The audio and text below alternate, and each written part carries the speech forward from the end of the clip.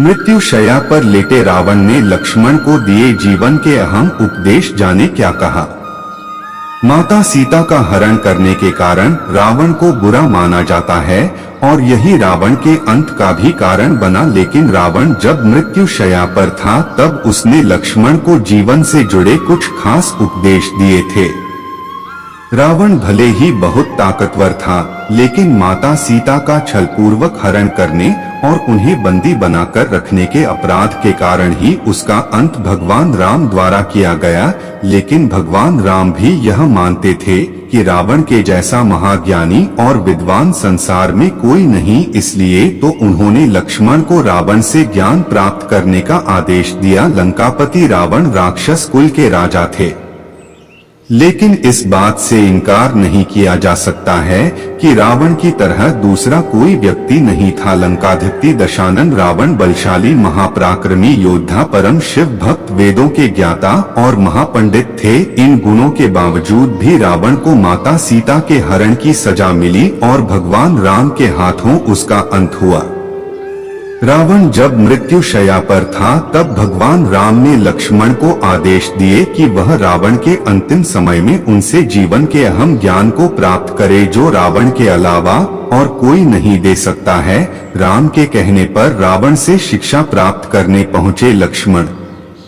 राम ने लक्ष्मण से कहा, तुम रावण के पास जाओ और उससे जीवन की अहम शिक्षाएं प्राप्त करो। भगवान राम के आदेश पर लक्ष्मण भी मरणासन्न अवस्था में पड़े रावण के सिर के पास जाकर खड़े हो गए, लेकिन रावण ने लक्ष्मण से कुछ भी नहीं कहा।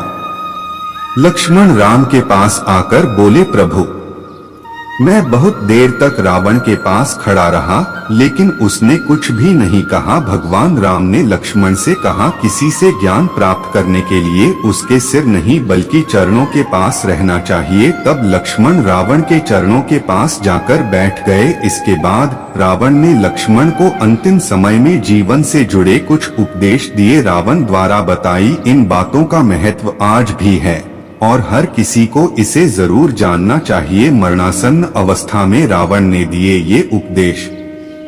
रावण लक्ष्मण से कहते हैं कि किसी शुभ या अच्छे काम को करने में कभी भी देर नहीं करनी चाहिए, लेकिन बुरे या अशुभ काम के प्रति जितना हो सके मोह वश में करे या उसे टालने का प्रयास करे। व्यक्ति को कभी भी अपनी शक्ति और पराक्रम का घमंड नहीं करना, इतना अहंकार कभी नहीं होना चाहिए कि उसे अपना शत्रु और रोग तुच्छ लगने लगे, क्योंकि छोटे से छोटा रोग भी प्राणघातक हो सकता है और कमजोर शत्रु भी खतरनाक हो सकता है। मेरे लिए राम और उसकी वानर सेना को तुच्छ मानना ही सबसे बड़ी भूल थी, जो मेरी मृत्यु का कारण बनी और आज मैं तुम्हारे सामने मरणासन्न अवस्था में पड़ा हूँ। रावण ने तीसरा उपदेश देते हुए लक्ष्मण को ज्ञान की बातें बताते हुए कहा कि व्यक्ति को शत्रु और मित्र के बीच पहचान करने की परख होनी चाहिए। हमारी सबसे बड़ी भूल यह होती है कि हम अपने शत्रु को मित्र समझ लेते हैं, जो कि बाद में हमारे शत्रु साबित होते हैं। वहीं जिसे हम शत्रु समझकर पराया कर देते हैं, वही हमारे असली मित्र होते हैं।